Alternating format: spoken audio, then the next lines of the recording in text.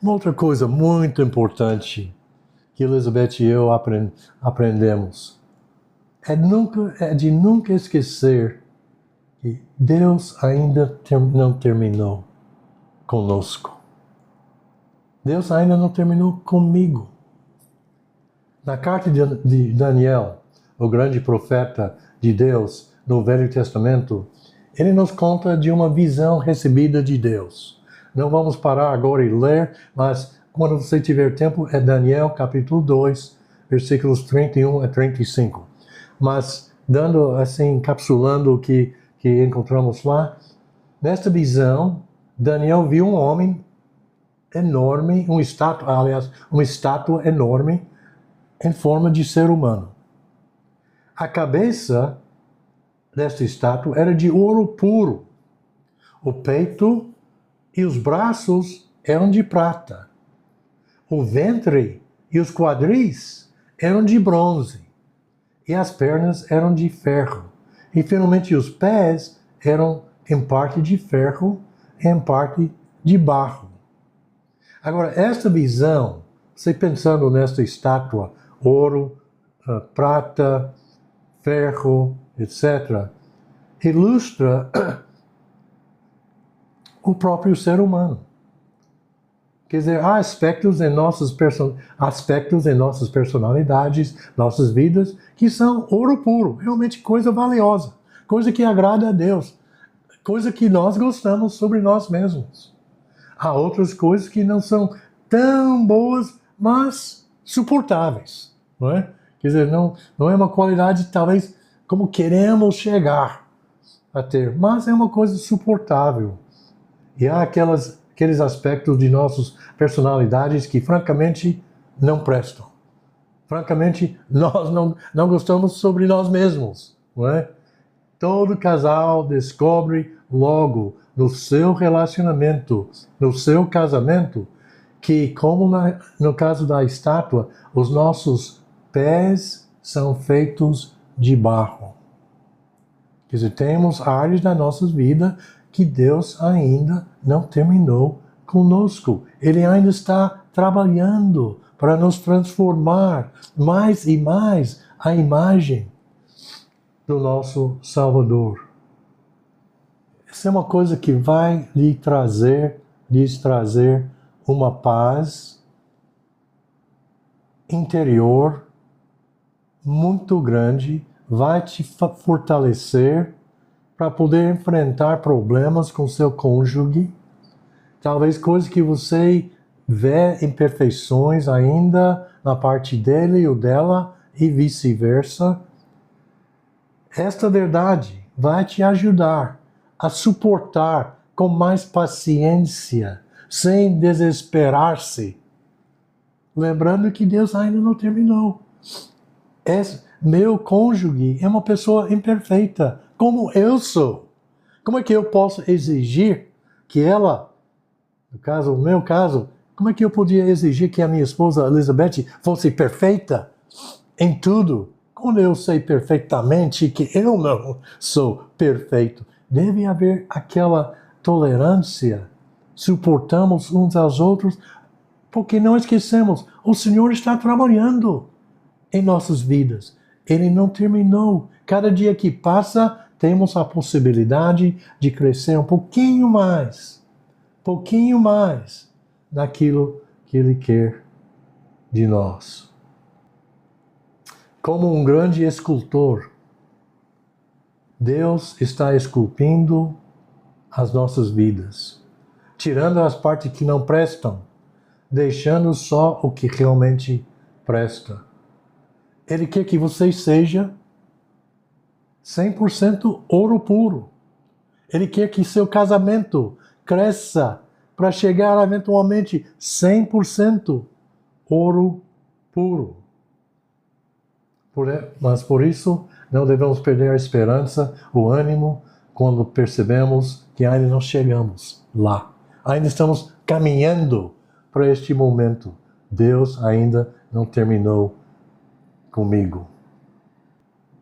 Devemos orar todos os dias, especificamente e por nome, em favor do nosso cônjuge e sempre que possível juntos. A oração juntos e orando, falando, mencionando sua esposa e ela mencionando o seu nome.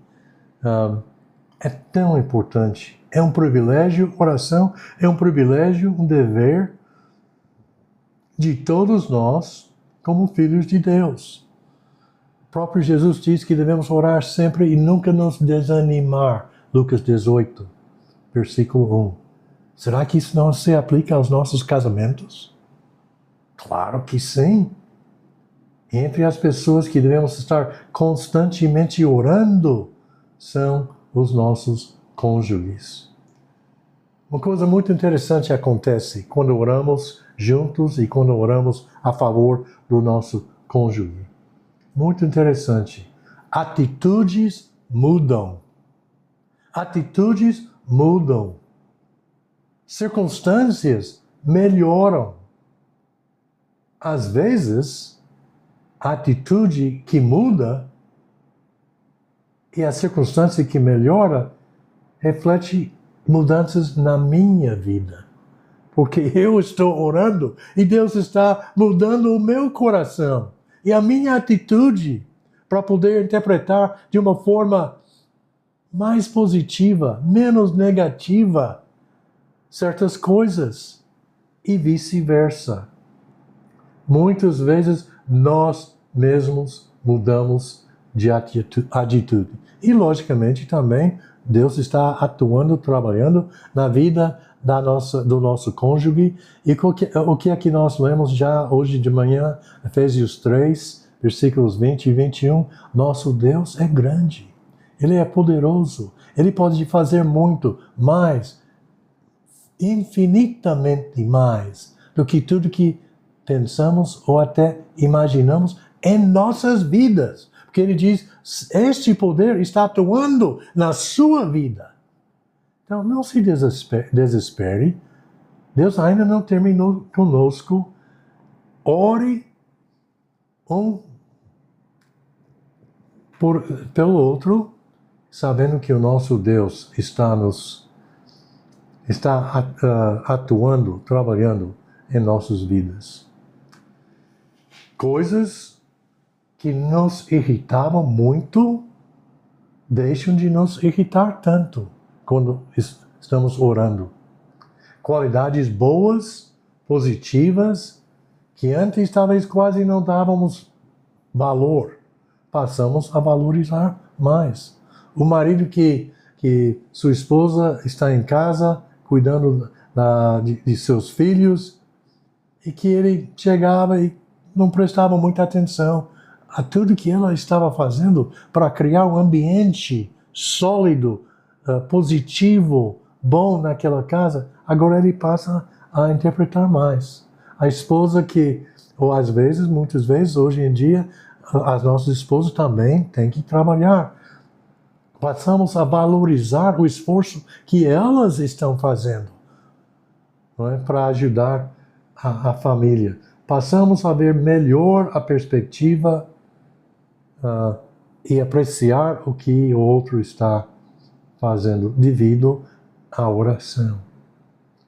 Sentimos mais paciência em situações estressantes. Sempre que possível, o casal deve orar juntos. Porque, como Tiago diz, a oração de um justo é poderosa e eficaz. Poderosa e eficaz.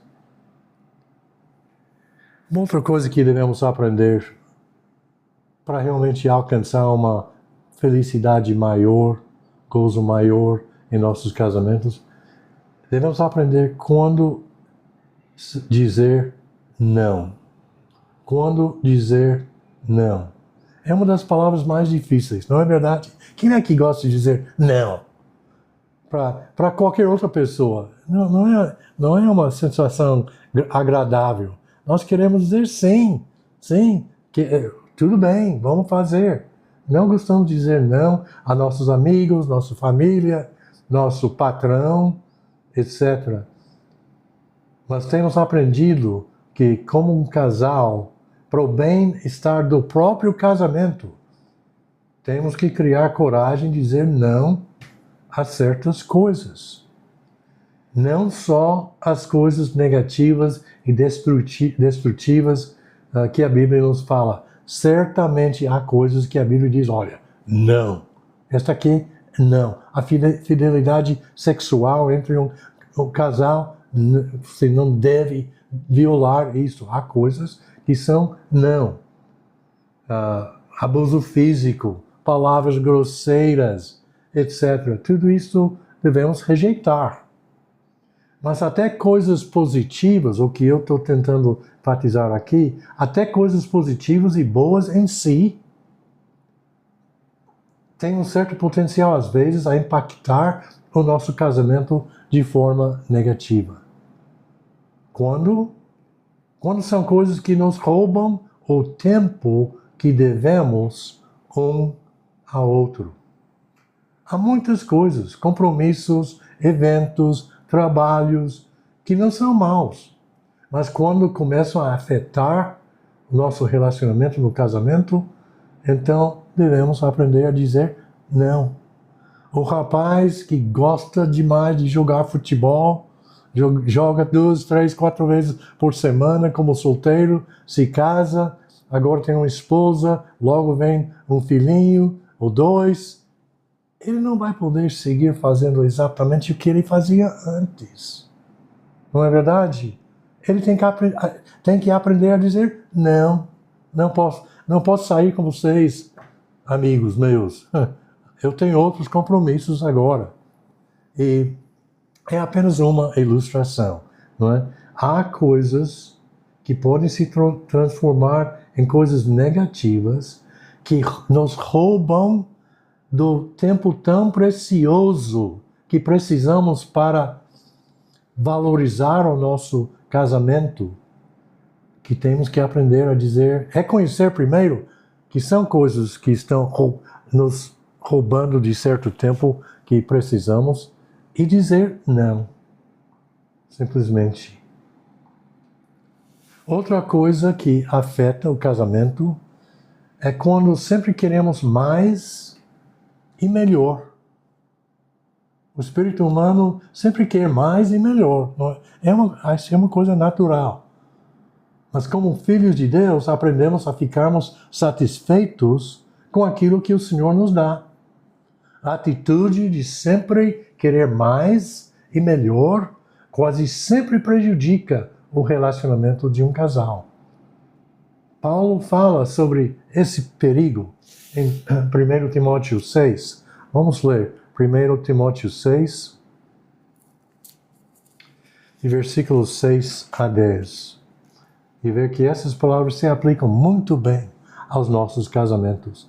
De fato, a piedade com contentamento é grande fonte de lucro, pois nada trouxemos para este mundo e dele nada podemos levar. Por isso, tendo que comer e com que vestir-nos, estejamos com isso satisfeitos. Os que querem ficar ricos caem em tentação, em armadilhas, em muitos desejos controlados e nocivos, que levam os homens a mergulharem na ruína e na destruição. Pois o amor ao dinheiro é a raiz de todos os males. Algumas pessoas, por cobiçarem o dinheiro, desviaram-se da fé e se atormentaram com muitos sofrimentos. A pessoa que sempre quer mais e melhor, falando aqui, diz, ele pode até arruinar sua própria vida. Será que essas palavras não se aplicam aos nossos casamentos? Se sempre queremos mais e melhor e nunca estamos satisfeitos com aquilo que o Senhor está nos dando, isto eventualmente vai afetar de forma negativa os nossos casamentos. Cultivar um espírito de gratidão e de contentamento por aquilo que é recebido é super importante para cada casal. Somos pessoas gratas. Reconhecemos que o Senhor tem nos abençoado com tantas coisas. Talvez não tudo que a gente pudesse, que a gente pode sonhar, mas agradecido por aquilo que Ele tem nos dado, colocado em nossas mãos, e dar graças a Ele, e dar graças ao nosso cônjuge também, mais uma vez neste ambiente de gratidão por aquilo que o Senhor nos dá. Uma outra coisa que aprendemos depois de certo tempo é que não há qualidade em termos de relacionamento, não há qualidade se não há quantidade. Eu cresci ouvindo esta frase, não é a quantidade, é a qualidade. Você pode estar sentado lá na sala 24 horas direto e se você não dá bola, se você não comunica, que adianta? Melhor ter 5 minutos assim, focados, do que 24 horas. Bom, tem uma certa razão. Tem certa razão. Mas existe outro lado desta mesma moeda, que